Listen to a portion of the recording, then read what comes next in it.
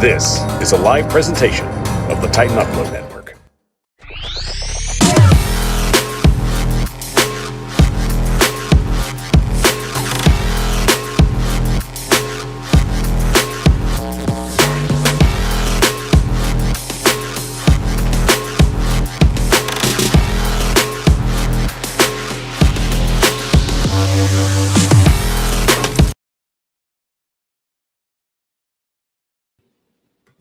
The Power Hour is on the air, live streaming on YouTube, Facebook, Twitter, and Twitch. I'm your host, Michael Bishop, and thank you for joining us on this Monday evening. Unfortunately, it's not a victory Monday as the Philadelphia Eagles had their way with the Tennessee Titans, just dominating them on all three phases of the ball. Wish it could have been a better, different situation, but unfortunately, it's one of those deals you just get knocked in the mouth, and you'll have to just dust yourself off and keep going. But fortunately, we've still got some football to play, and we'll still have a lot of winnable games coming up. So realistically, Tennessee's not out of anything. But there's going to be a lot of questions going forward, and there's going to be a lot of serious, big issues as it pertains to the offense and the defense going forward. Many questions to be asked, but of course, let's get to a few comments before we introduce our guest. Al Pierce always joining us. And Al, I agree with you. I mean, the mediocrity is just at the point where you want to tear your hair out, and we're hoping that it's a situation that's fixable, at least to get a little bit of just consistency going our way. Shout out to Mom, as always. Love you, mean it. Great seeing you. Hope you have a great time on the show tonight. It's been a while since we've seen you on here. But, I mean, I've been on different times, so my apology. And, of course, Lou Man, good seeing you on the show as well, buddy. I know you also have been trying to keep up with everything. I've been on like so many different time slots, guys. It's not funny in the last 3 weeks. So hopefully I can consistently get on at 7 o'clock as it goes forward. It's my busy time of the year, so I'm having to balance I'm juggling a lot of balls in the air. So right now it's pretty good to get in at 7 o'clock. So I definitely feel good, but I'll tell you what else feels good. Introducing our special guest tonight, joining us from the 615 podcast. As always, it's our good friend, Lee Hillis. Lee, welcome to the Power Hour. Thanks for having me. Always great having you on, man. Before we get started on our top news, definitely got to ask what's been going on with you, man. I know you had a little dust up, and hopefully that you're getting better and on the mend. Yeah, you mentioned I did have a little dust up. Fell down the stairs a couple of weekends ago. The weekend before Thanksgiving, just misstepped and came down outside my right foot and ended up spraining my right ankle. But I'm on the mends, and yeah, there's still some pain, but I'm powering through it. He's powering through on the Power Hour, so we can't ask any more from Lee. Just getting himself 100% healthy. We hope you get better, man. Definitely been there with some ankle issues on myself, so believe me, it's no fun, but just make sure you keep it elevated and just avoid walking as much as possible. Lou Man giving you a shout out as well, and of course, Mom giving a shout out as well. Great having you on the show tonight. And before we definitely get started, Lee, definitely had some light minute news coming in, especially just from some additions. So how do you feel about the Tennessee Titans' newest additions, especially on the defensive end front? Well, I like it. I like the move, but it's concerning. Is it because of Danico Autry? And that's a good point. Autry as well, recovering from a knee injury, and hopefully we can get him back. But realistically, do we feel that it's the way we were able to add him? Cody Hollister is on IR.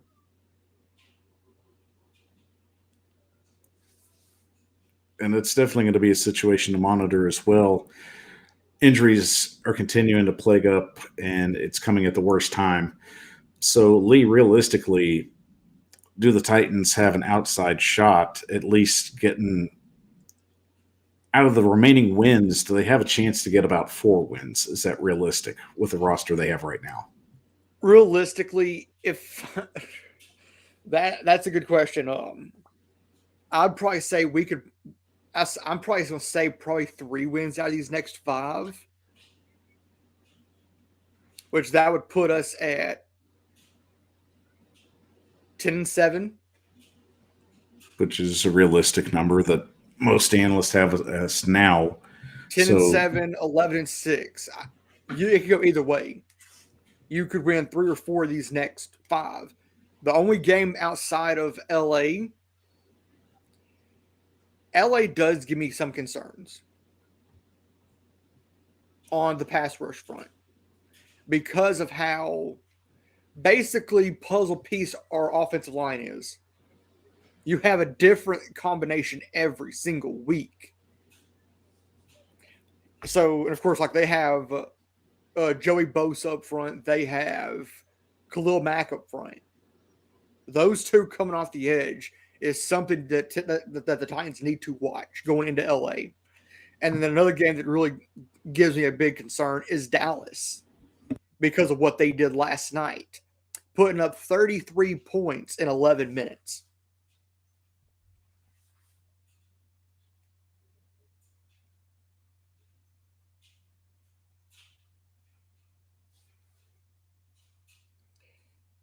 and of course, my bugs are already getting into the system. But before we get to those games, the Jacksonville Jaguars are going to be the focus game. Titans heading back home. Hopefully, it'll be a breath of fresh air, especially for the fans having to endure the last 2 losses. It's no good being on a losing streak, Lee. So hopefully, we can It is break not. this and get some consistency. And I know a lot about a losing streak this year. And that, of course, will be the topic when we get to our top news. After we get to our top news, but of course, Lee, let's get to our top news and waste not any more minutes than we can. I'm Michael Bishop. Welcome to the Power Hour. Let's get to it.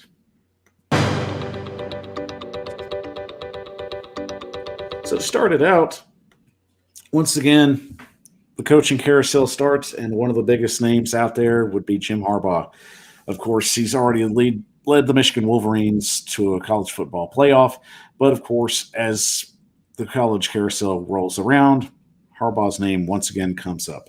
So, Lee, realistically, is there a team out there that could have a chance at landing Harbaugh, or is this just more fluff to just talk up potential head coaching candidates? Well, there's teams from both sides, the NFL and in college, that could possibly land him. One team I feel like in the NFL that could land him most likely is probably Arizona, because by what I'm hearing, Cliff Kingsbury is gone after this year. That's one team I could see possibly doing that. If I could put a bet on anybody,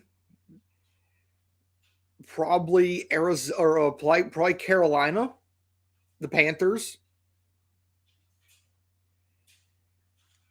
Going to the college side, probably Louisville, because Scott Satterfield just got hired by the University of Cincinnati.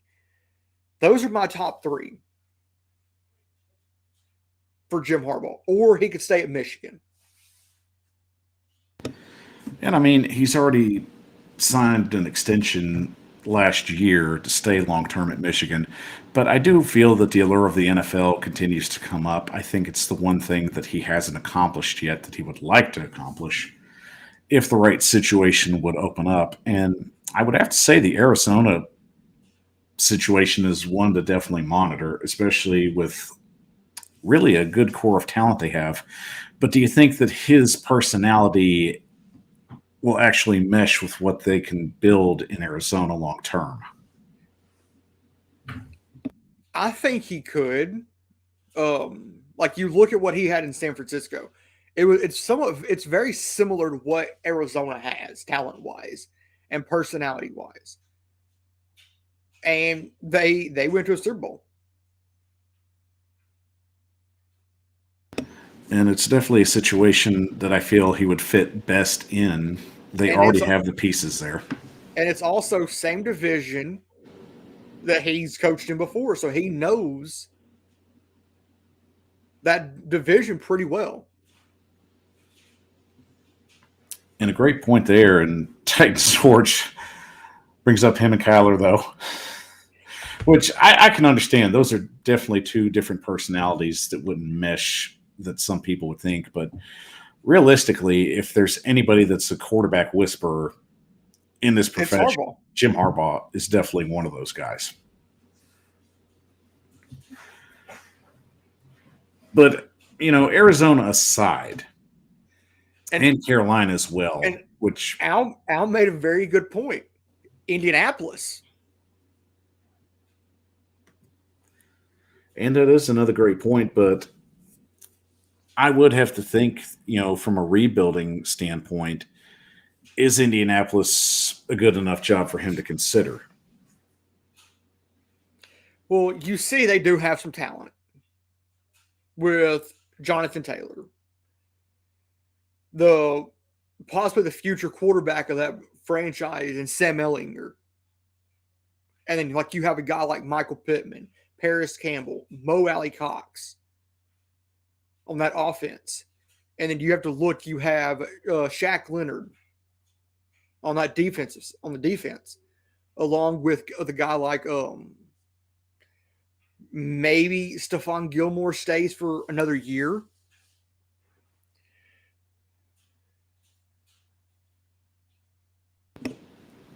And I mean, there is talent there, and I'm not denying that. And I think you'll have a pretty high draft pick if you're Indy. My concern is, does Harbaugh really want to go through another team and rebuild when there's a lot better options out there to where he could just plug himself in and plug his system in? And Titans Torch made a funny one. He could be the Titans OC.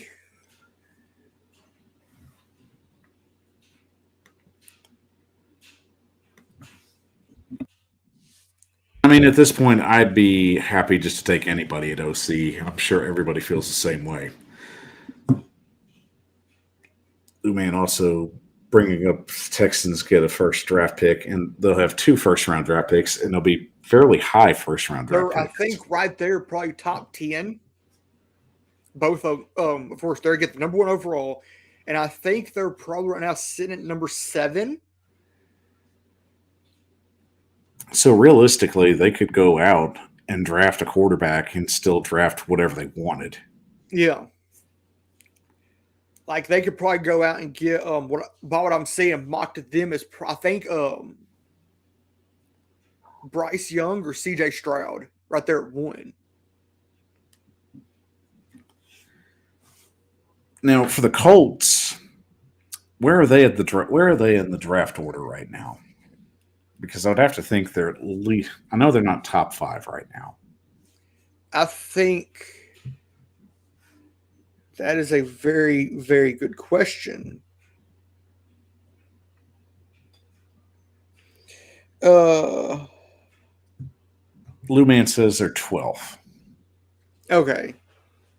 So I don't know. I just, to go take the Indy job and have the 12th overall pick, I still think there's some good quarterbacks out there, but I would have to feel that in order for him to leave Michigan, he would have to at least have a shot at Bryce Young or Stroud. Or Low Man mentioned KJ Jefferson. And I mean, realistically, draft stock's going to rise for a lot of these quarterbacks, especially this year. So I would have to think. And this is not a very deep draft class for quarterbacks. Surprisingly, it's better than the one we had last year. So yeah, anybody that wants to take a chance on a quarterback this year could if they wanted to. So realistically, it's a lot to ask if Harbaugh would want to leave Michigan, because right now he's finally got the team tuned up the way he wants it, and it's a situation that he's already been paid. If I'm Harbaugh, I do not leave Michigan. You're in the college football playoffs for the 2nd straight year. It's a consistency thing. And he could possibly be going to a natty this year. They have to play TCU. And then Georgia has Ohio State.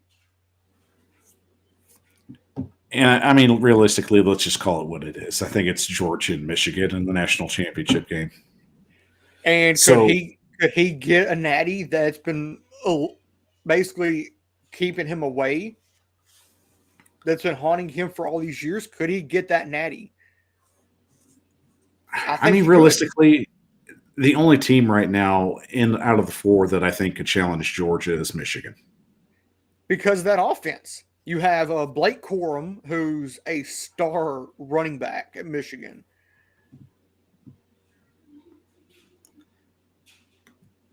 And shout out to Ryan Harris for joining us from the Jump Pass podcast. Ryan, great seeing you here. I know we missed you, and we're glad to see you on the show. Blue Man agreeing that there are more quarterbacks this year. Titans Torch bringing up a good point. They're going to be in the playoffs every year when it goes to 12 teams. And realistically, yeah, I mean, Michigan's going to be one of those teams out of the 12. And if Tennessee can stay consistent how they are, they'll be right there. I mean, it's going to be interesting expanding it to 12. And I mean, the thing is, I don't think it fixes the problem long term because there's always going to be somebody left out. Yeah. It didn't matter what they've done, whether it was the BCS, somebody got left out. Whether it was the 14 playoff, somebody got left out. Bama. You can go to the 12-team playoff, somebody's going to get left out. That's the driving point. You're always going to have somebody left out. So they could go to 16, they could go to 20. And that's going to be the driving dynamic. Who got left out? So I think that's just the biggest thing college football has to consistently put out of. But Lee, just on the final note on this story, realistically, from 1 being the lowest and 10 to an absolute, what is the possibility of Harbaugh leaving Michigan? I'd say probably 2. He's got everything he needs right there at Michigan. And I agree with that. I will also basically sit at a 2 as well. I think that's the point right there. Titans Torch asking, what was the issue between Jim and the 49ers ownership in the first place? And realistically, I think the biggest thing was just the players kind of got tired of his rah-rah attitude from what I'd heard. And there was and I think within the last year or 2 of him being there, they started having inconsistency. And it's true. I mean, realistically, I think Harbaugh was just in a situation. I think at heart he's a college guy, and he tried that approach in the NFL, and it worked for a while, but it gets kind of old, especially from a professional standpoint. So naturally, he takes the Michigan job when it comes open. Would he go back to the NFL in the right situation? Yes, but right now, besides Arizona and the way Michigan's rolling, I just don't see that happening. So realistically, it's a wait and see situation, but I think he's very happy at Michigan. I agree. So hitting our next story, and of course it's the one that's the most annoying at this point. Everybody's waiting to see where OBJ is going to end up. And of course, right now it's come down to 2 teams at this point, where it would be the Giants and the Cowboys. So Lee, realistically, where does OBJ land? That's a very good question because I don't even know. I don't even have an idea of what the possibility is on either side. Part of me would like to see him go back to New York and finish his career out in New York where he started it. Or could he go to a cross-division rival and go to Dallas? And I mean, right now at this point, it seems like a lot of fingers are pointing to Dallas. Because they have a really good shot. He has a really good shot of possibly making a pretty good playoff run. And I mean, that's true. And getting a few of our comments just to catch up with everybody. Titans Torch, he might not want to coach against his brother in the AFC as well. I don't know. I don't think there's a problem. I mean, I liked when they coached against each other. So realistically, I don't think he has a problem with that. I think it's good TV. Al asks, what's the possibility if we're able to Ohio State? Al, I'll just let you in on a secret. If I had to put a percentage on this, 0.0. Actually, I'm gonna say this, if Ryan Day goes to the NFL in the next couple of years, which it's possible with what he's done at Ohio State, I'd probably give it a 25% chance here in a couple of years for Vrabel to go to Ohio State. Realistically, I don't see Ryan Day leaving college. I don't think his approach would work in the NFL. I think he's comfortable at Ohio State. Only he's going to lose the Ohio State job by his own hands. And I mean, people calling for his head after the last two losses against Michigan, I get it. But realistically, who do you think is going to be a better fill? And I mean, does Mike Vrabel want the Ohio State job at this point? And I've heard rumors about Vrabel. He hates the recruiting aspect of college. He hates the recruiting chill because it lingers so long. He, like, when you're on the recruiting trail, you're gone for weeks at a time during the summer. And that's a great point. Vrabel's just not the kind of guy that I think just enjoys recruiting. Mainly, I think that's one of the biggest reasons he went back to the NFL, because he felt more comfortable in that situation. They're the players he can adapt more to and has a better relationship that way.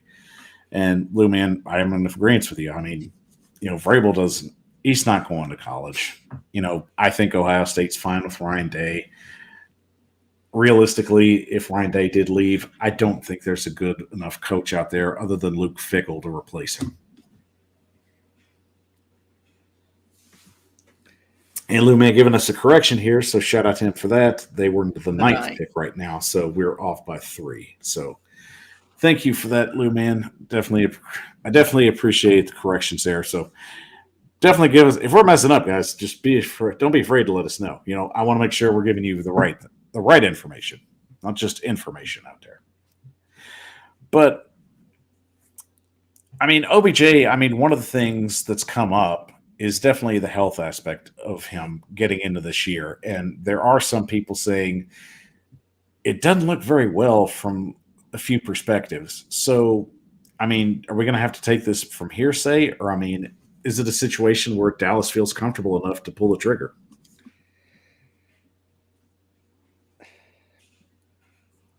I would say if I'm Dallas, I'd pull the trigger.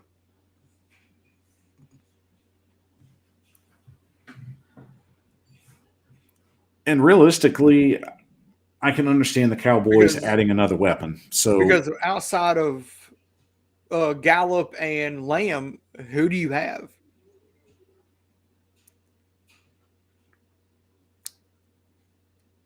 Yes, you have Dalton Schultz as your tight end. And you caught me on that because I was about to say this. And I feel like if he would fit in anywhere, because there's a lot of big personalities there in Dallas, it would have to be Dallas, because you have a big personality in CD Lamb, Michael Gallup, Schultz. You also have Zeke. So realistically, the biggest question going forward, can this be the move that moves Dallas from contention to actually being in a Super Bowl conversation? Most likely, yes. But also, I'm going to actually hit off of one thing I see here in the comments. I'm going to let you put it up about Odell. He can be a distraction. No doubt.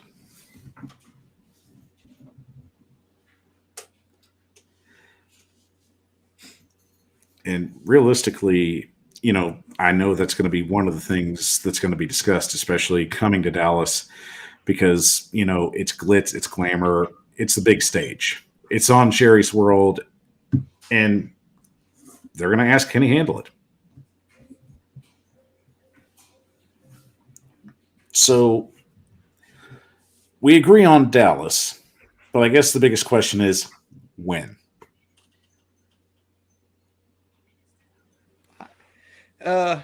When, I don't know. That's the big question. I don't know when.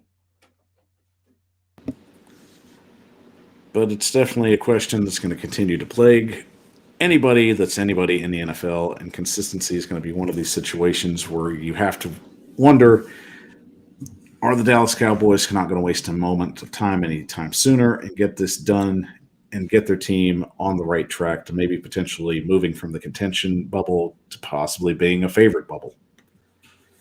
And Lou Man saying, I disagree. Sometimes the puzzle pieces are in play. Put in a different piece might break up the puzzle.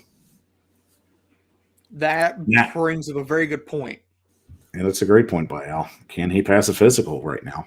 Which is what a lot of people are asking, especially in inside circles. Is he healthy enough to play a full remaining of the games on an NFL slate? So, of course, we know he's coming off a torn ACL that happened back in February.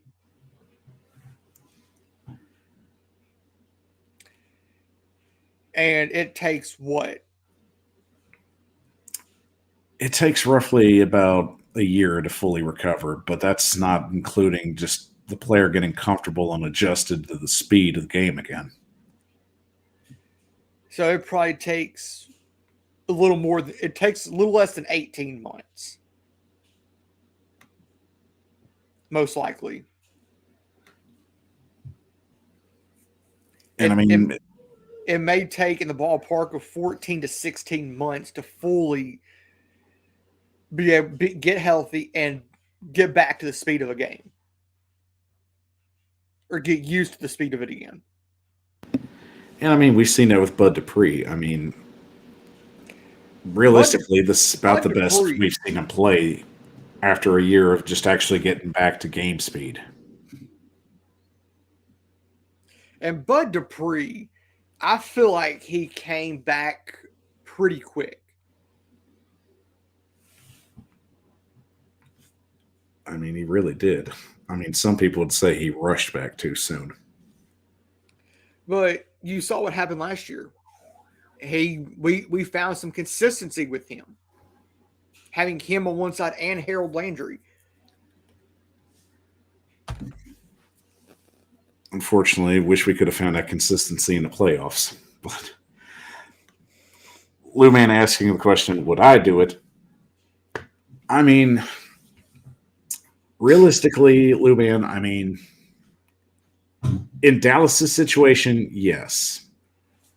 The Giants, him going back to the Giants, other than just the fact of just nostalgia and wanting to go back to the place he started, that's the only reason right now. I don't think the Giants are really the kind of team that's going to like beat the doors off of anybody right now, because consistently, you know, matching up against the Cowboys and the Eagles, you know, those are the better teams. So if I'm Odell Beckham, I definitely feel that the best fit for him is the Cowboys long term.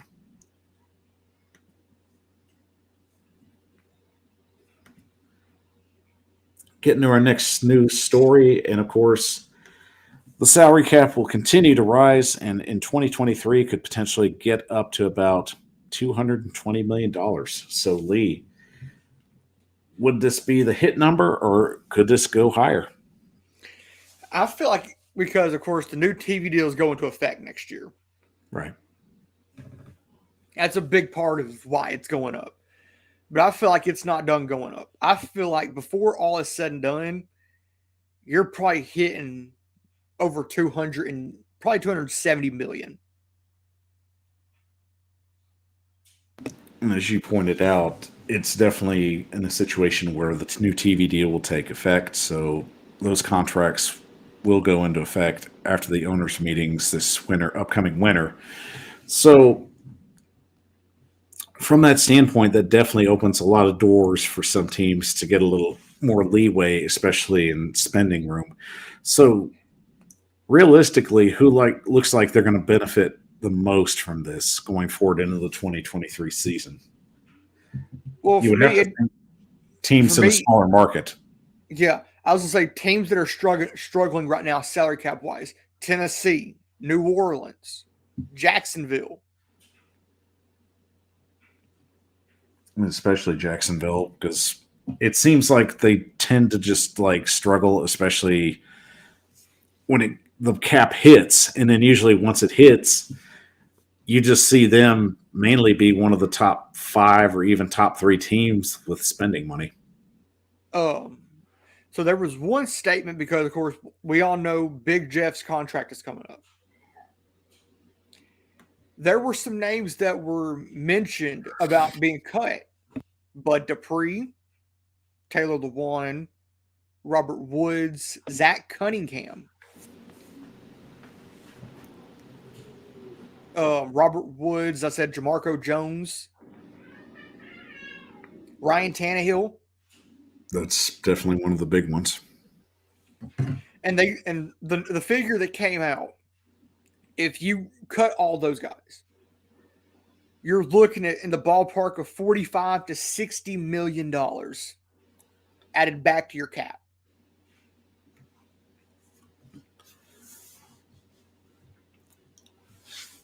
Now, realistically, let's start with Ryan Tannehill because I think that's the best place to start. What would your take be on the upcoming year for Ryan Tannehill? Do you keep him for one more year? I would say yes. I would say keep Ryan. And of course, try to integrate some of Malik Willis in, like the Titans have done. So, from that standpoint, you feel that Tannehill should come back for one more year? Yeah. And then late in the year, turn it over to Malik if we have a playoff spot wrapped up. Like with 5 weeks left, if we have a playoff spot locked up, like if we have the division locked up, 5 weeks left, let's just say,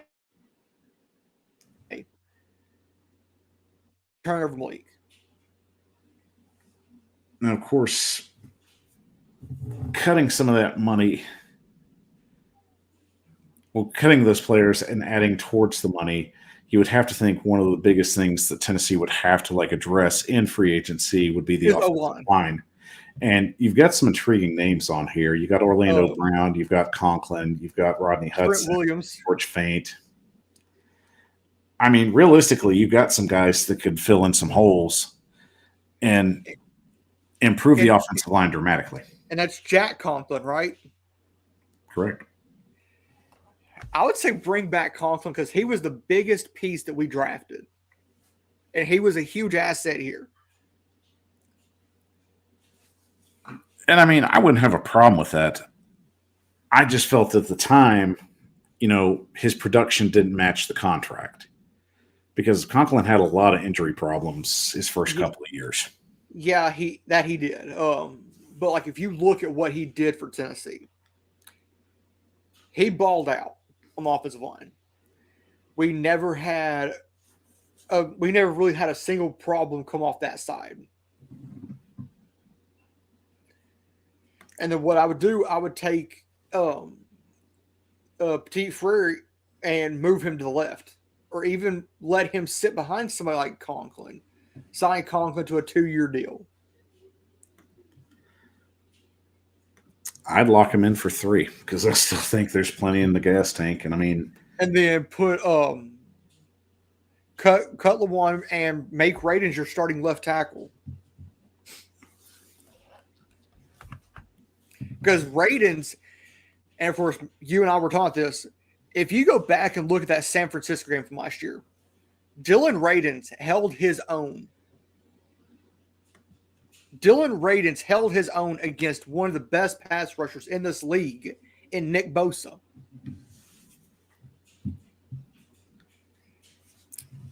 And I mean, that continues to come up in conversation, and it's the biggest selling point in plugging him at the tackle spot. And I mean, we'll get to the Titans and Eagles game in a minute, but I mean, realistically, change has to come, and it has to come very, very soon, especially with this tough stretch coming up. But realistically, when you look at that, you have to tell yourself that's going to be a big problem if it doesn't get addressed soon. It'll be our biggest problem. And that's really the big part on this team that really concerns me is that offensive line. Offensive line is this team's kryptonite. Derrick Henry has struggled to run the ball. Last week, he was 11 for 30. But we'll definitely get some more on that in the upcoming segment. But moving on through our next top news story. And it appears San Francisco 49ers have been dealt another bad hand of luck with the quarterback position. Jimmy Garoppolo goes out with a foot injury for the rest of the year. The 49ers look like they're in trouble, Lee. Can they stay consistently in the hunt, or are they going to be wrapping up this year early? I think they're out. Without a veteran leadership like Jimmy G, Trey Lance is out. So they're relying on who is this? CJ Beathard, I think. I think they went out and signed Josh Johnson. They did. They did sign Josh Johnson. But I think they also have, I want to say it's CJ Beathard.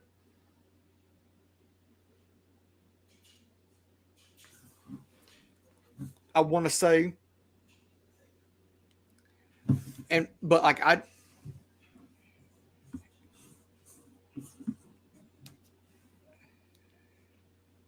and that's actually a good question. Who?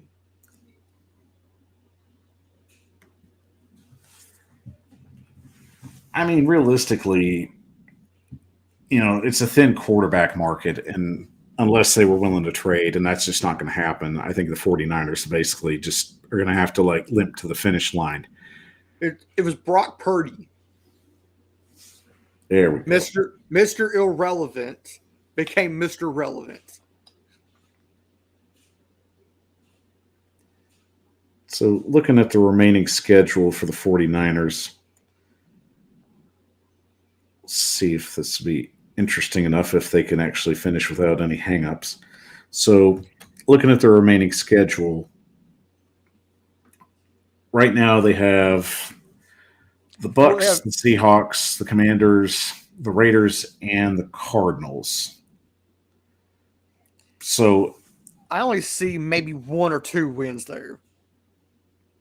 I do too. I mean, I think the Commanders are playing pretty good football right now, despite a tie. With the Giants. Yeah. Which they'll be playing again in 2 weeks. So we'll get a part 2. Maybe we'll actually have a season that has 2 ties going forward. But the Cardinals right now, I think, is a winnable game for them. The Raiders is a winnable game. The Seahawks, that's a toss-up. They beat the Cardinals back in November, 38-10. So do you think their defense is good enough to just help elevate them? I think so. I think what they have defensively is good enough to help them win maybe 2, maybe 3 games. Al Pierce throwing in some late-minute negotiations. Al, what would you want for him? That's my question. So, what are we trying? Give me a fourth or a fifth. I mean, that would definitely make up for the Dennis Daly trade. So, you're plugging back in a 5th-round pick that unfortunately just got tossed to the side. And as I said, we traded, or as I was thinking, we traded for Dennis Daly, and pretty much all they got was a bag of chips. That was a Pringle trade. Those aren't even chips at this point. But I'll get into what I tweeted out less than a day ago when we get to talking about the game. I'll get to that tweet later about Dennis Daly. We'll definitely get there, but I know you're just exploding to get to this game. But of course, we got a game tonight, and of course, on Monday Night Football, the matchup between the New Orleans Saints and the Tampa Bay Buccaneers. So, of course, as always, our guest gets to pick who they think is going to win this game. Lee, who do you like in this matchup? Okay, I'm going to say this. Nobody hate me for this. You cannot pick against a guy like Tom Brady. Of course, if you look at his total yards between the regular season and the playoffs, he's the first NFL quarterback to throw for over 100,000 yards. So I got to go Tampa Bay. That's straightforward. I don't know why anybody would want to throw hate you in that situation. I think that's the easy pick. I mean, Tom Brady's 45 and he's still finding ways to win football games. As you said, Tom Brady's 45, but he's playing like he's 23. That's how you know you got the good trainer. So I will go as well with the Tampa Bay Buccaneers. So I think that's a no-brainer. The Saints definitely look done this year. Of course, their quarterback's Andy Dalton. Yeah, I mean, not much to get excited about there. The Red Rifle. Yeah. And it looks like Lou Man's going to be going with the Saints on this one. So, Lou Man, I mean, you're braver than I am. Realistically, I don't feel confident enough. I'm not that confident enough, Lou Man, but I will give you the credit. When you're, as I said, there's like you can never pick against Tom Brady. Which there was one news story that you forgot to put in here, and this was per Ian Rappaport. The Panthers have released Baker Mayfield. And I mean, realistically, where does he go? The XFL. I would say if I'm any team in the NFL, I would say he would probably go to San Francisco.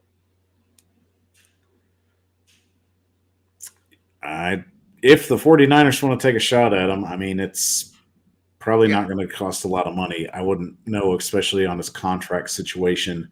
Would they have to pick up a piece of that after picking him up on waiver wire? So I guess that would be definitely something to monitor. But if they're willing to take a shot at him, go for it. But realistically, I think his next stop's the XFL. Yeah. Or what's the other one? The USFL? Yeah, we got the USFL going back too, so I don't think that would be a bad option for him as well. And the XFL is actually sort of like a developmental league for the NFL.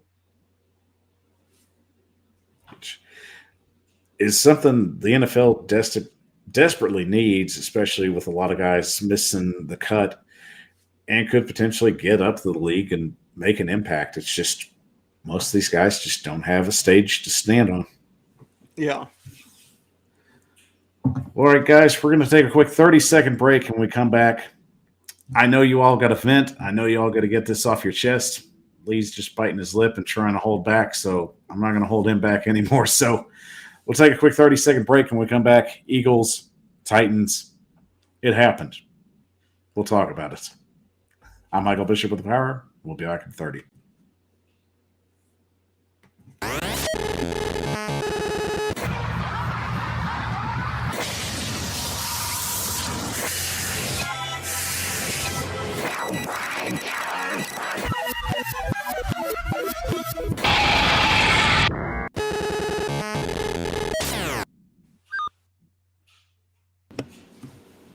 The Power Hour is on the air, live streaming you on YouTube, Facebook, Twitter, and Twitch. I'm your host, Michael Bishop, and thank you for joining us on this Monday evening. A special thank you to Lee Hillis from the 615 podcast for joining us on the show today. Lee, it's fantastic getting you on the show and getting all this great insight. You've definitely had some pretty good shows up on your website, so please share with us. I know you've definitely had your fair share of like some celebs, so yeah, let the fans know what you've been up to and who's been on your show. So, like, I've had Teresa Walker, which is Mike Vrabel's go-to in the press conferences. And of course, we're coming up on 2 years next week. This next weekend. Since this whole crazy thing started. Jim Wyatt, back in, I want to say March of last year, Mike Keith, Kayla Anderson, Jonathan Hutton, and the list just keeps going. Jill Jelnick was on the show back in September.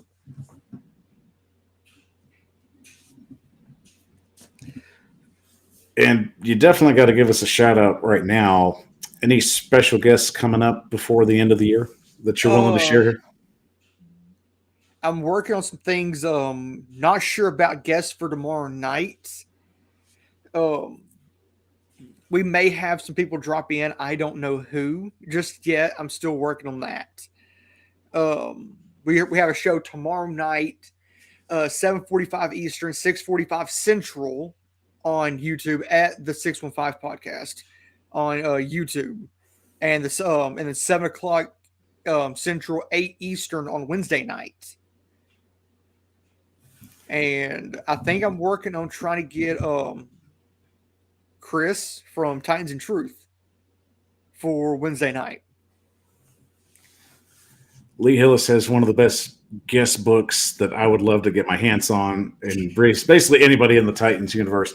Getting in some of the best guests. Make sure you check out the 615 podcast. He's had some amazing guests and done some amazing work. Make sure you check him out. Follow and subscribe to his page.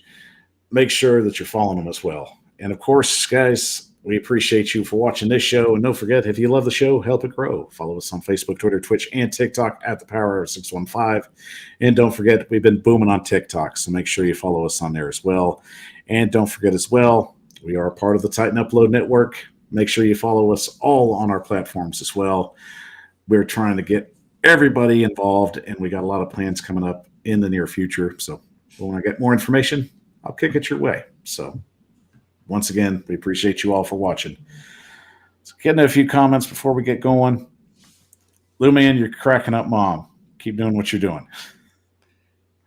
And of course, shout out to you as well. Love having you on the show. You're definitely one of our favorite fans on the show. But of course, we got a game to talk about, and unfortunately, it's just something we got to get off our chest. But hey, this is a vent session, and we'll just treat it as such. So jumping into it, unfortunately, a situation we wish we could reverse. Everyone wanted this to be a revenge game. Well, it was, just on the other side of the ball. So, Lee, I will let you start this out. What was your takeaway from this game? Well, of course, I'm just going to dive right into this week. And this is something I said on Ron, Kayla, and Will back right after we beat Indianapolis in Nashville, just out of the bye. And I came out and said, Dennis Daly is not the answer. And yes, on Sunday, he got beat on almost every single snap. And I said, Todd Downing and Dennis Daly need to go, or Vrabel needs to be fired. And a bold statement, wanting to fire Vrabel. I mean, do you feel that he would make that change? No. He's too loyal to Todd Downing. This has the feeling of, and I'm going to quote Chris from Times of Truth on this, this has that feeling of Mike Mularkey, Terry Robisky. And I mean, I'll have to disagree with that in that sense. I think it's more than I think there's more than that. But I'll let you finish. I feel like if John was to ask Mike to fire Todd Downing and he was to say no, Mike would be out the door because he's too loyal to his coaches. But that's not a bad thing, but it can be a bad thing. And it is. If this certain coach is hurting the organization. But here's the thing on my take, and I don't think it's a buddy thing. I think it's just I got to get through this thing. They don't want to upset the dynamic. If they start going at one person, than somebody that's supporting Downing, I think that ends up being an avalanche kind of effect. Yep. And I've said this in previous shows. I think he's going to be fired at the end of the year.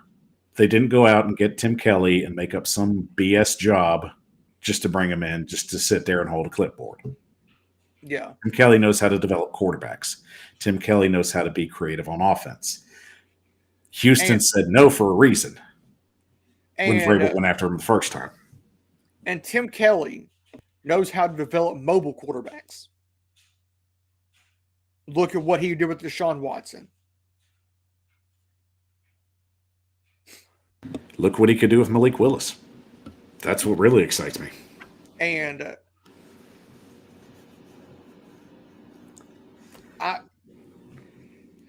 the thing that really frustrates me about this offense, and I don't know if you're going to hit on this offensive line. There's so many questions up front. That's the biggest key issue. I mean, other than offensive coordinator. I mean, realistically, you can't be successful without a good offensive line. And I said good offensive line, not elite. Look at Indianapolis. They had one of the best offensive lines in the league for a while. Now they're struggling.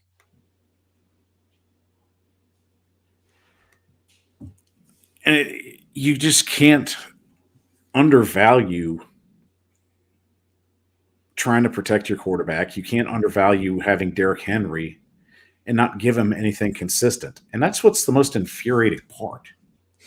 Once again, we have an elite talent at running back, and we're wasting it. Just like they did with Eddie George, just like they did with Chris Johnson.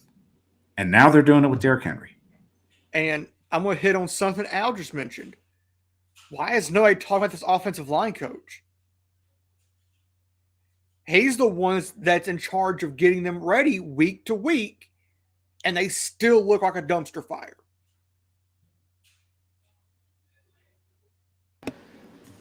And I mean, that's a great point. I mean, realistically, Keith Carter's going to be a big question mark going forward if they want to retain him or not. And Al Pierce brings up another point, which I've hit on in some of my writings from Titan Sized. I don't have any faith in this strength and conditioning crew at all. And the question is, why did they let go of Watterson? We never had a problem with injuries under Watterson. We never had this many injuries under Watterson. I mean, you can't continue to go like this and think that you can get by with having this many injuries. And that's the problem. And the thing that me and Chris from Titans of Truth keep going to, Vrabel thinks that this is okay. It's not okay. It's not. I mean, look at the teams last year that made the playoffs. They were the least injured teams in the league. And I'm not even talking the strength and conditioning. I'm not even talking the injuries. He's okay with the way this offensive line is. People ask him, are you going to make a change up front? No, because we're winning. Okay, Mike, we've lost 2 in a row. Are you going to make a change now?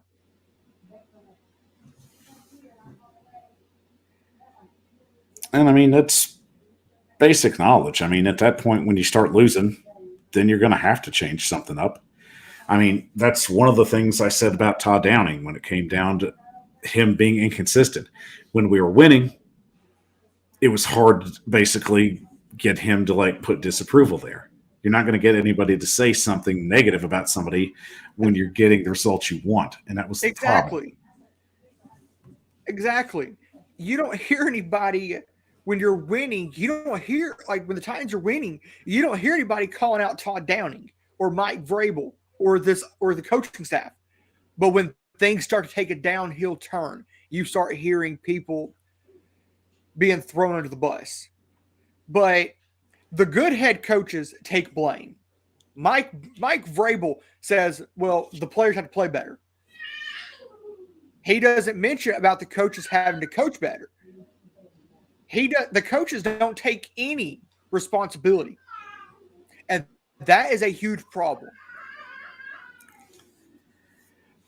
And I mean, in a consistent way, there have been different interviews where they've kind of varied on certain points. He has basically kind of just low key called out players. He has low key called out coaching staff in some points.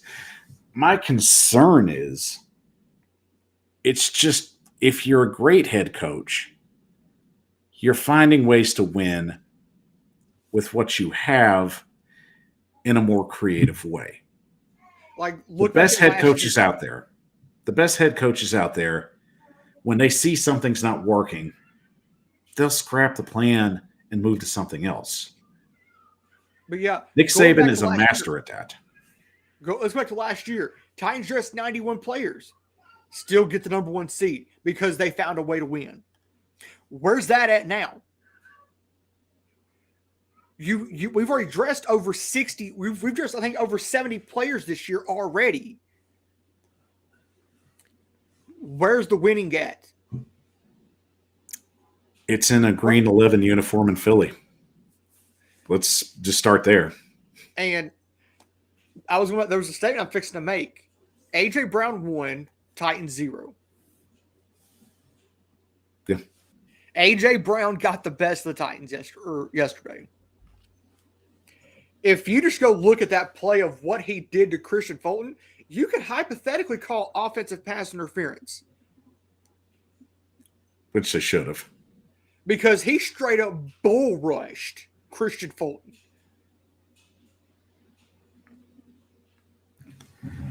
And then, like, the officiating this year has been horrendous.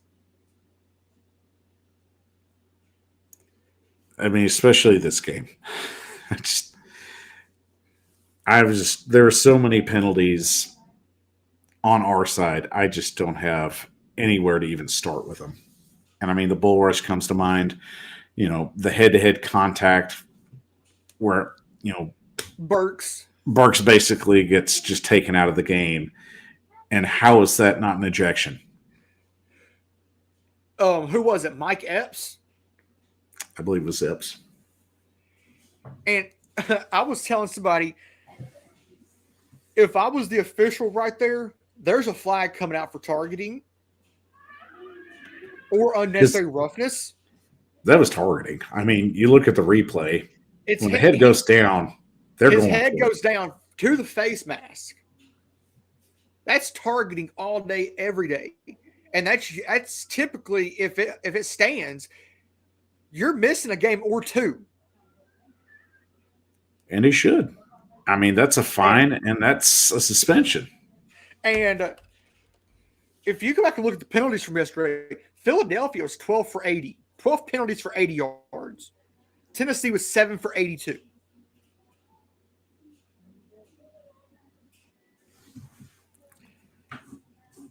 But the total yardage is where it gets nasty.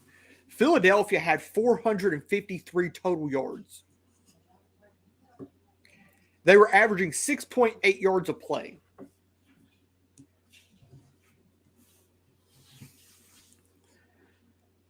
I mean, in a game where Tennessee just came in limping, and let's just be honest, you know, they came in missing a lot of key pieces. Yeah. And at this point, that's not going to cut it anymore. And, of course, we were without Elijah Molden. Yesterday, outside of Jeff, we only had, what, 2 or 3 of our main guys? It's about 3. Outside of Big Jeff? Yeah. And actually 4, if you count Bud Dupree.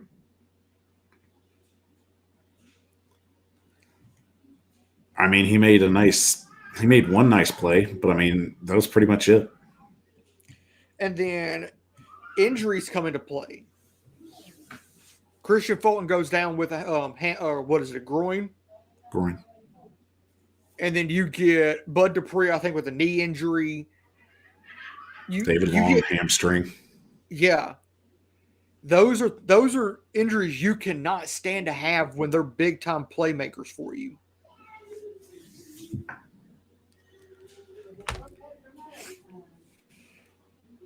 So, game, let's put the game aside because I think that's the best thing to do right now.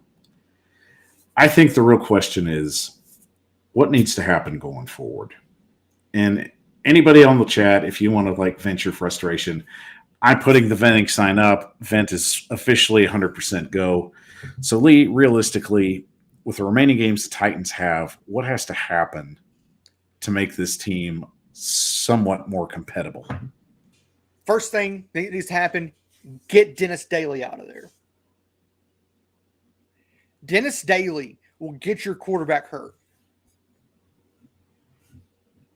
Because I literally, let me pull up his stats from yesterday because I have them right here. He had 4 pressures, 3 sacks. His Pro Football Focus grade was 41.4. That's terrible. That's the worst one on this offensive line. Aaron Brewer gave up 1 sack, 5 pressures. He had a grade of 61.9. Ben Jones gave up 1 pressure. He had a grade of 77.5. Nate Davis had a grade of 87. NPF gave up 1 sack, 5 pressures, and he had a grade of 44.4. The whole offense needs to change. Even if that means taking play calling duties away from Todd Downing and giving it to Tim Kelly. The whole offense needs to be fixed. Derrick Henry, somebody needs to get in his ear and say exactly what Eddie George told him. If you don't straighten up your running, your career could be done. And I mean, it's a situation where we can talk about it and give our 2 cents on a situation, but is the talent there to fix the problem? You've got some you've got some unhidden talented people. Look at look at NWI. NWI is a good receiver. The other problem is, why do you have Traylon Burks blocking and trying to screen it to Jeff Swain? Jeff Swain shouldn't even be out there. You should be using Chigakonkwo and Austin Hooper more than Jeff Swain. And I agree with you on that. I mean, my whole take on the upcoming season when they acquired Hooper, when they drafted Okonkwo, was we were finally going back to 2 tight end sets. I have yet to see it. It is rare. It is the unicorn. They don't do it. I'm going to say this. If I was the offensive coordinator, I would use 1 tight end sets and I would use 1 tight end, 2 back sets. And use somebody like a Jeff Swain or line Austin Hooper up at as your tight end and line somebody like, I don't know, Chigakonkwo up as your fullback. You can run so many things out of that. It ain't funny. Pierce saying we need to spread out our spacing on the O-line and spread out 3 wide to empty the box. Or there, I forgot what game it was. They ran a diamond set. I think it was the Cowboy game. They ran a diamond set on the outside where you basically have 4 receivers in the shape of a diamond.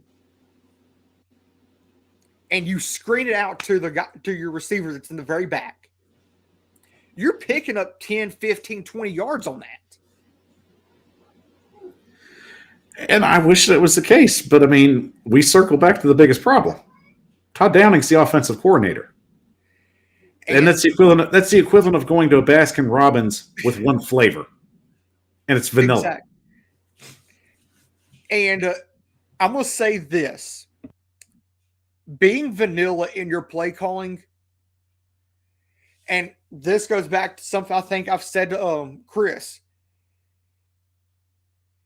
If you're not aggressive enough or you're too aggressive, you will get beat. If you're too predictable, you will get beat. Agreed. I mean, you have to take chances in this league. I mean, the guys that take chances are the guys that get jobs. And who the hell said that Todd Downing is like a next head coach is just unbewildering to me. And I still can't fathom it. And of course, I read the article you wrote about could the Titans lose Shane Bowen? The way he's coached this year, this defense hasn't looked half bad.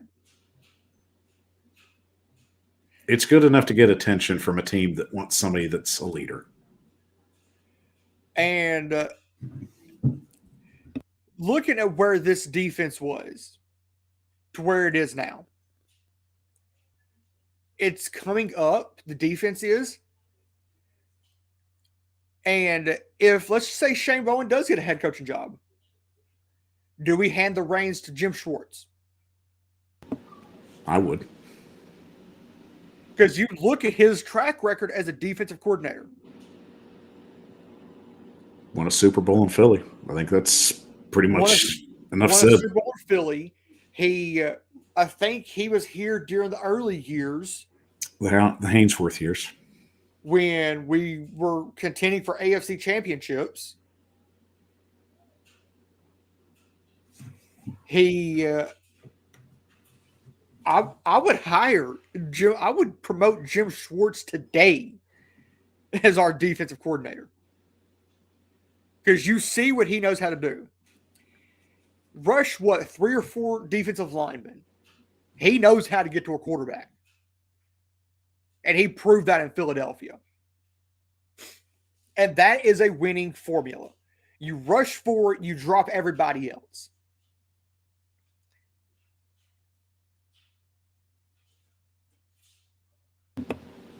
So we take that and we add those little pieces in. And, Schwartz, to me, that's a no-brainer. You're bringing somebody in that has that experience, that has bad. I mean, you don't even need to question that. But, I mean, of course, everything going forward, and I don't want to look too far ahead because we still have a season going on, and it's hard not to look ahead because there's a lot of questions going forward. So, I mean, let's just cut through the nitty-gritty and just ask the main question here that a lot of fans want to ask. Do we need to burn it down and rebuild it? I wouldn't say burn it down all the way. I would say the pieces that are liabilities over assets, I would use the liabilities. I would take the liabilities and cut ways with them.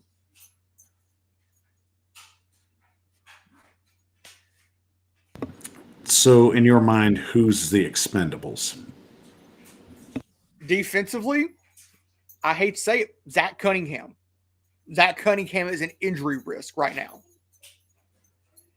Then you have to look at a guy like Bud Dupree, who he's done some good things, but he's an injury risk still. Those are 2 guys straight up that I would let walk defensively. And then you have to look at a guy like mine's going blank. Do you keep Bud Dupree? No. I said cut Dupree because he's an injury risk. Yeah, he's done some good things for us, but he's been that injury risk. Yes, that is another name. Caleb Farley. I hate to say it. Yes, the Titans have struggled on first-round picks. Caleb Farley's one of them. Caleb Farley has not played a meaningful season in Nashville. I hate to say it. Caleb Farley is a bust. I wouldn't go that far. Realistically, you still got him under a rookie deal. I think it's hard to label somebody a bust that really hasn't even had an opportunity to get out on the field. I put that as more as a health situation. So the man hasn't even really played a full season, even when he was in college. So I don't mind holding on to him and giving him another shot, but realistically, he's going to have to work his way up. So, bust, Yes. I'm not there yet.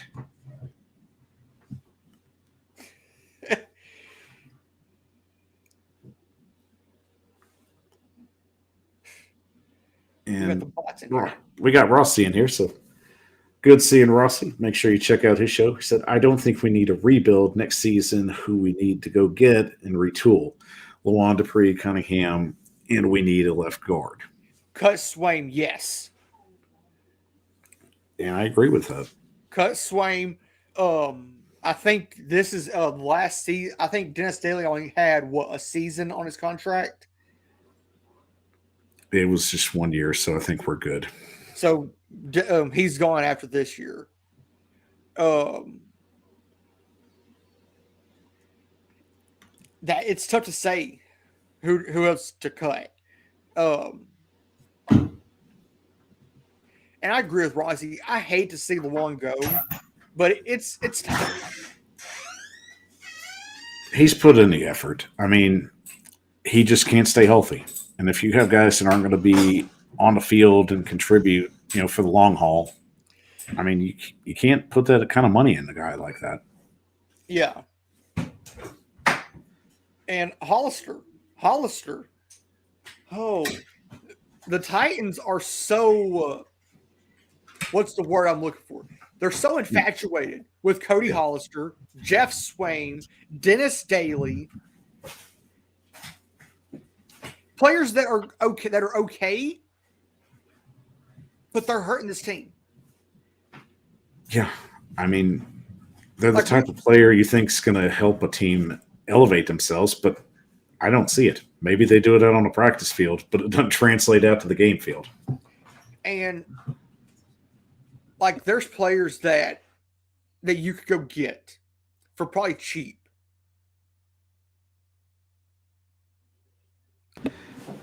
I'll tune in on this question. No, I don't think Lawan can coach the O-line. We tried that with Bruce Matthews, and that didn't work out so well. Well, it worked with Mike Munchak. Mike Munchak was good at his job. Bruce Matthews was not. Some guys can coach. Some guys don't need to coach. Question is, if Mike Munchak is he out there anywhere? Is he still in Denver? I thought he was still in Pittsburgh. He was either Denver or Pittsburgh. If he's out there, would you hire him as your O-line coach? The real question is, would I not? Well, the real question would be, would he want to come back? And I don't see that happening. Because some guys, after they get fired, especially from an organization where they've given most of their life, there's some saltiness there. Yeah. The same reason I keep telling people Dennis Kelly won't come back. There's saltiness there. Yeah. But Mason Kinsey's going nowhere, Lou, man. Woods, you could make a case. Robert Woods hasn't really panned out to what we expect. Yeah, he's coming off the ACL. The bigger question is, would he want to stay another year? And the way he's kind of come off. The Titans have just restructured him. Well, I mean, they did a restructure on Julio Jones. So, realistically. Probably to make his deal more cap friendly. So if they did want to cut him.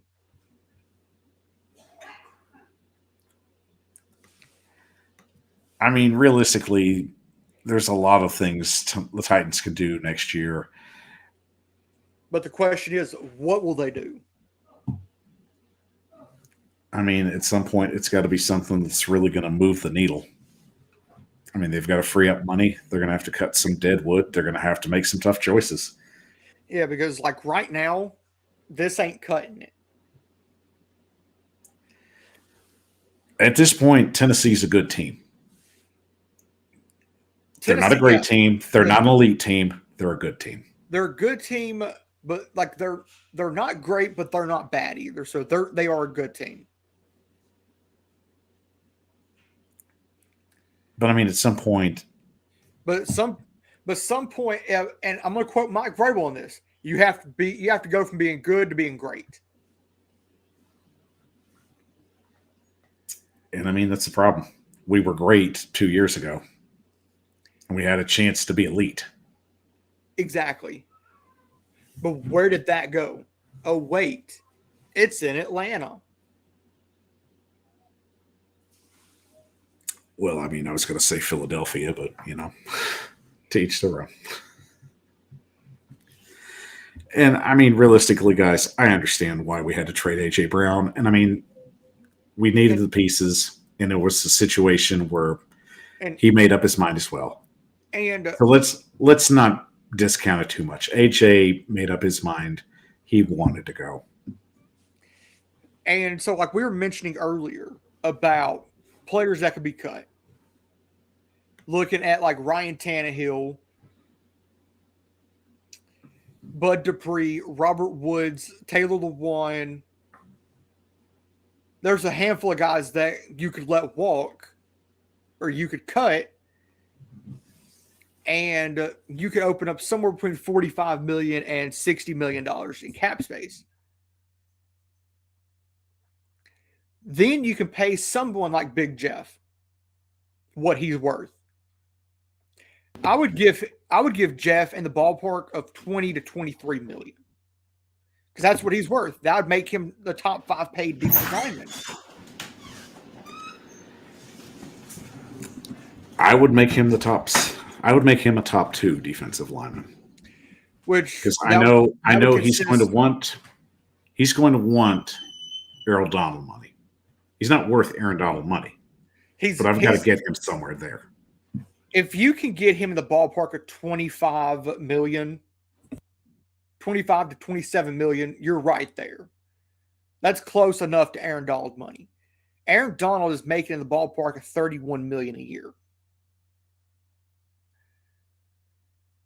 And I mean, as it goes with negotiations, we see what happened with AJ. Want to be top guys. We see what happened with AJ. The Titans tried to lowball him, and he won it out. So you're going to have to hit somewhere, like you said, right around that mark. And you see what's going on right now in Philadelphia. They're 11-1. They're a true Super Bowl contender out of the NFC. Question is, does Philadelphia make it there? And do they win it?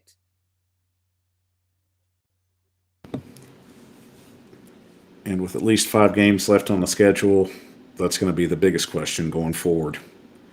But to finish this out, and I know we've brought in a lot of questions for the future and what to move and what we think needs to happen. But I'll ask the biggest question that I don't think a lot of people are asking. And I know I'm probably going to get a lot of pushback on it, but I'm going to ask it. Do you trade Derrick Henry while he has value? Oh.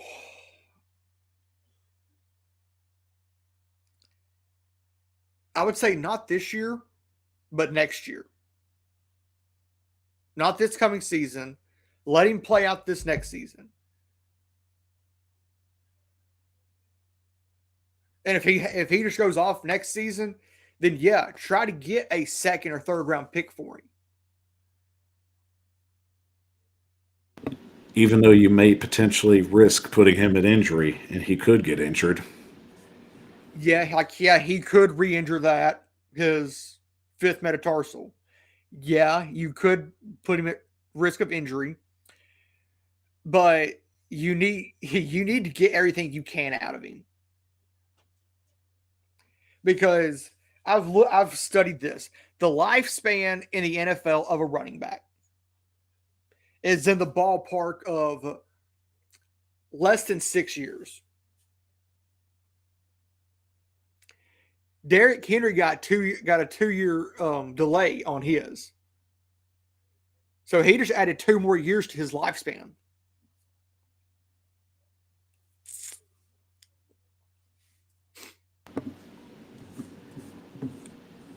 And I mean, realistically, it's a Like, hard topic to bring up, especially when you bring in the fan aspect of it. But I feel that but sometimes you got to if catch you your chips in. if you could leave the fan side at the door, I would say yeah, trade him.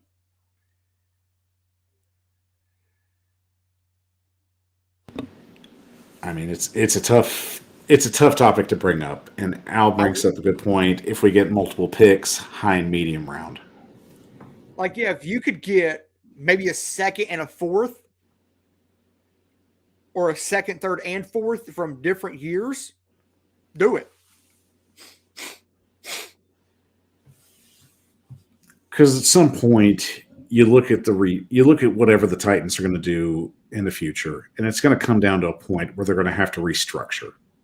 But going back to the Derrick Henry thing, but there's a part of me that would want to keep him, because if once Malik Willis takes over, and you have Derrick Henry and Malik Willis in the backfield, teams will have to pick their poison, because Malik can run. Derrick on any given play can take it the distance.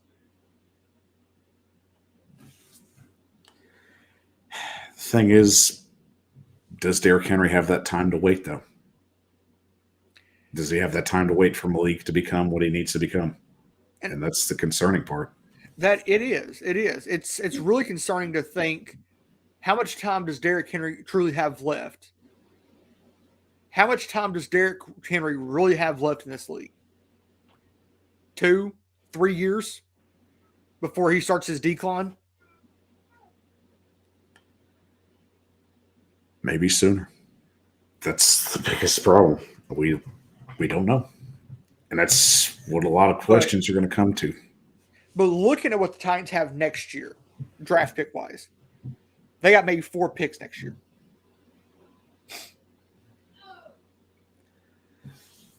So, I mean, that kind of opens up another narrative where you're going to have to make a trade in order to get some positions filled that you need filled. Exactly. Kind of in the same way this year was. That, like, we have, I think, 3 or 4 picks next year. That's why I would say, yeah, trade Derrick, try to get a high, medium, and low pick. Try to get a second pick, or even if you can turn that second and make it a conditional first. If somebody would bite on that, I mean, that'd be willing to move the needle. And I mean, Rossi brings up a good point. Every good quarterback needs good weapons, just like every good running back needs a good O-line. Exactly, I mean, Rossi. Exactly. Same can be said, especially with the quarterback. I mean, they have to have a good offensive line as well to be able to stay upright.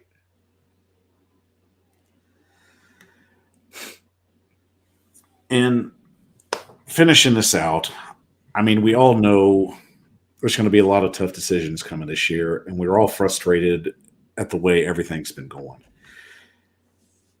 I mean, you try to find any kind of positive you can in this, and I mean, realistically, this was just an old-fashioned ass kicking. We came to this game and we got our ass handed to it. And there's a lot of people you could blame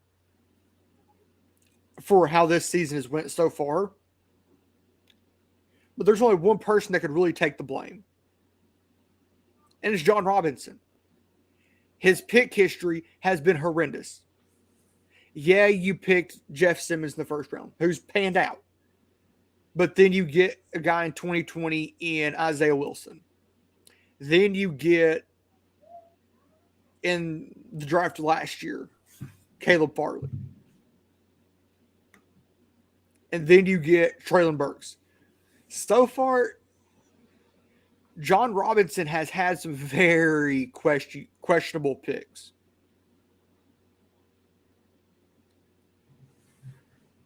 But he's also had success as well. So, and that's the thing that does not make sense to most people. We've had what, 7 straight winning seasons since he took over. 6 or 7 straight winning seasons. We've had 3 or 4 under Vrabel.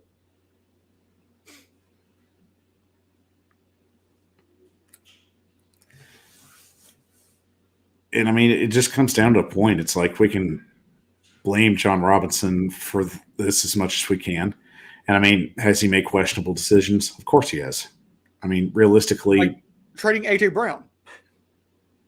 that came to a head. I mean, and that's where we are right now. We're talking about just basically getting our asses handed to us by the guy we thought was going to be our future star player. But yeah.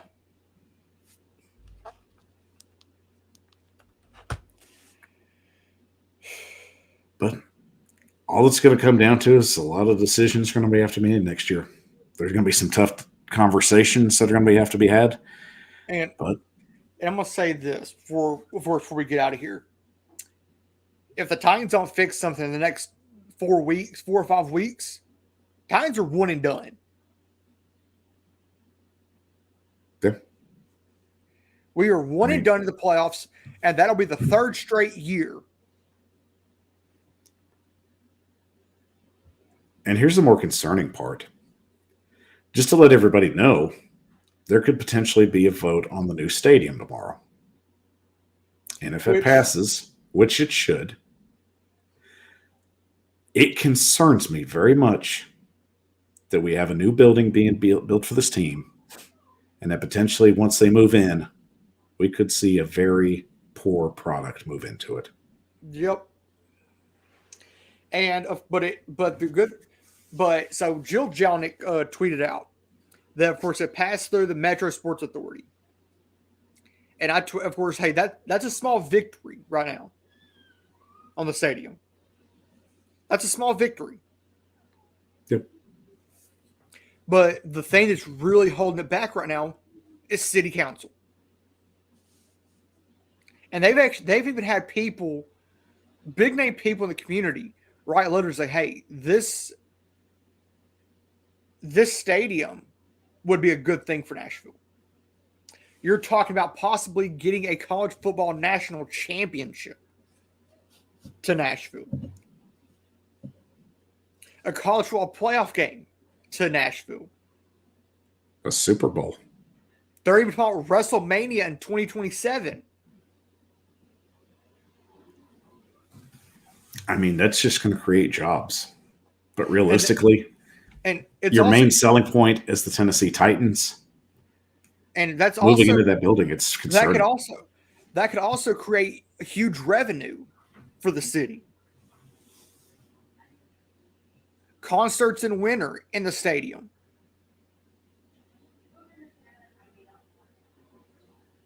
Like, go back to, I think it was last year, Garth Brooks got rained out. If you have a dome stadium, that doesn't happen.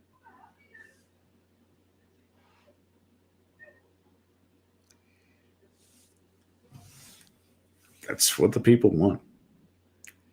And I really think realistically, as I said, I think the measure will pass because money's going to move the whole thing.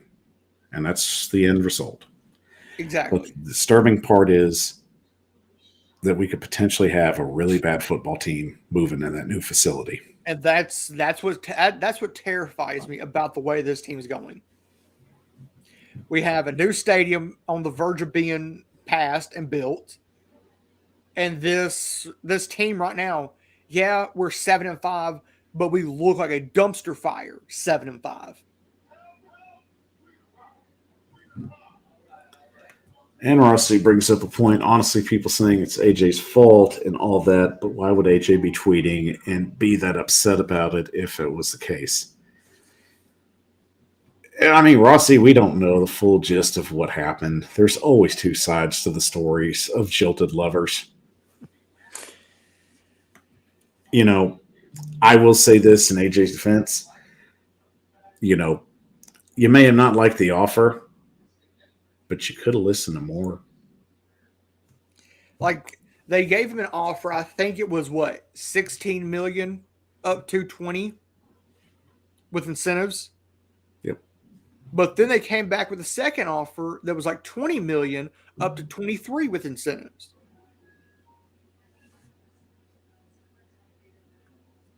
I would have taken that 20 with up to 23 with incentives in a heartbeat. And let's be honest, how much money did he really leave on the table? He could have played through this year and made Yeah. even more.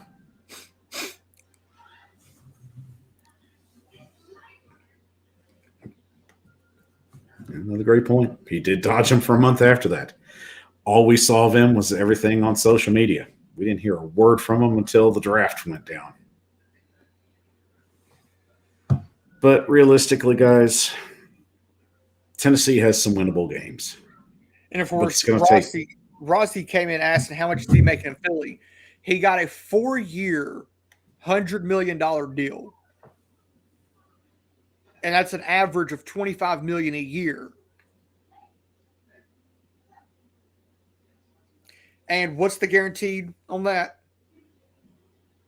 I think it was like 50 or 55 million. It's right around there. But, his signing bonus wasn't anything of what the top three receivers made. So, once again, take this year into consideration. He would have made more. He potentially left about $30 to $40 million on the table. Exactly. To take a $10 to $20 pay cut. And I agree, Rossi. The guaranteed money is probably what fell short. It's probably where we fell short. But in that sense, he made his decision. Tennessee made their decision. Unfortunately, we live with the consequences of that right now. And it's going to be it does. And it's going to be a crawl up to the finish line. And hopefully we can find some consistency and some positive outlooks to just get this season back on its feet. We're not dead, but we're punched in the stomach pretty hard right now. We're struggling and we're stumbling to the finish line. So there's going to be if we can just get a spark, and I think it might take Ryan being benched for a game and put Malik Willis in there. Because you saw a completely different spark offensively when Malik's in there. Just go back and look at KC.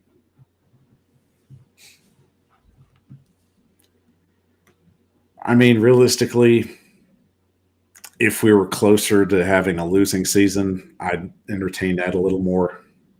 But at this point, or if we had a playoff spot locked up. At this point, that's just, I don't know. I don't feel very comfortable just handing them the keys to Malik. Not while Todd Downing's running the offense. Tim Kelly, though, I feel more comfortable.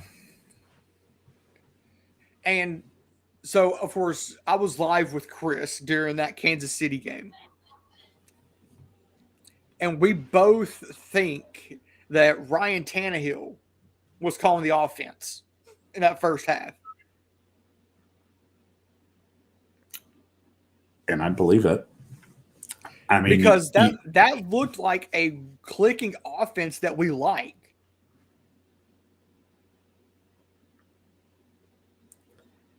I mean, hopefully it's something we can get more of. And if it takes Tannehill just taking the reins and taking control, by God, do it. I'll gladly take it. Oh, yeah. I bet I could go in there and run an offense. Lee, you're on crutches right now, Lee, and you could definitely run that offense. You could block better than what we've had. So I would take you on crutches over Dennis Daly right now. So of course, there's a picture that. Let me find it. Where is it?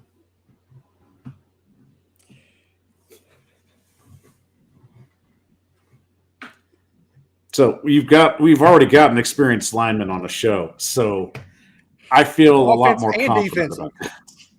Offensive and defensive.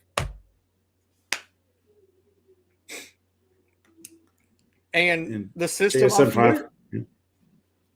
So there you go. I already feel more confident going forward. So let's just get you off the IR and get you into business. All right, guys, we're gonna But we're of definitely course, going to wrap it up here.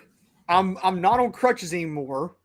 I'm out of the Aircast, putting pressure on it. I hobbled around College Station, Texas for 3 days on a 14-hour car ride. So you're ready to go. Yeah. So, hey, Mike, John, call me. There you go. Lee is definitely taking phone calls, so guys, definitely make sure you get his information after the show. But thank you so much, everybody, for joining us tonight. Lee, I wanted to give you a special thanks again for joining us tonight. Great having you on all this insight. And please let all the fans know where to find your great content before we go. Yeah. You can, of course, find me on Twitter at podcast615, Instagram at _615 podcast. And, of course, you can also find me on TikTok, which I do put some good stuff on TikTok. At Lee Hillis on TikTok. And of course, YouTube at the 615 podcast. He's definitely getting you all the fresh perspectives and all the good insight you need. And of course, kicking off year 28. Because yesterday was my 28th birthday, so. And mazel tov to you, sir. Happy birthday from all of us on the show. Guys, make sure you show Lee some love. Follow him on all his pages and make sure, I'm sure that's how he would enjoy his birthday best, if you follow him. That's a birthday gift that keeps on giving. Yeah. And the only thing that would have made yesterday better is a Titans win. But we didn't get it. Well, hopefully we can get you a belated one this upcoming week with the Jacksonville Jaguars. So if you don't mind waiting maybe a few more days, maybe we could possibly get that to you. But as once again, guys, thank you for joining us on the show. And don't forget, we are part of the Titan Upload Network. Don't forget to follow all our friends on their social media platforms with Brian Johannes, of course, Titan Upload, Titans for Life, Ryan Harris of the Jump Pass Podcast, and, of course, our good buddy Titans Rossi. The Titan Upload Network bringing you all the interesting and amazing aspects of being a Titans fan and Titans news and information for you. So, of course, we'll be back next Monday. And for Lee Hillis, I'm Michael Bishop of the Power Hour. Take care and tighten up.